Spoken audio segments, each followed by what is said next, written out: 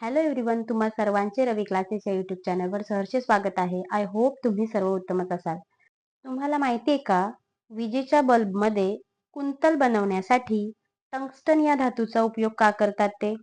तर विजेच्या बल्बचे कार्य विद्युतधारेच्या औष्णिक परिणामांच्या तत्वानुसार चालते.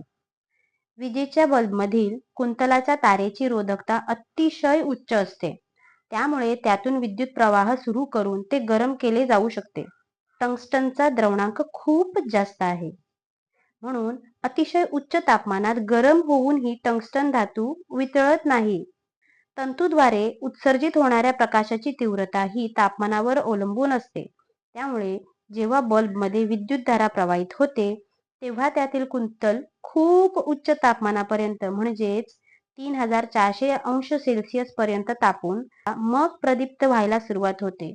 म्हणून विजेच्या बल्बमध्ये कुंतल बनवण्यासाठी टंगस्टन ह्या धातूचाच उपयोग करतात. तर कशी वाटली तुम्हाला आजची माहिती? कमेंट करून नक्की कळवा. तोपर्यंत टाटा, बाय बाय.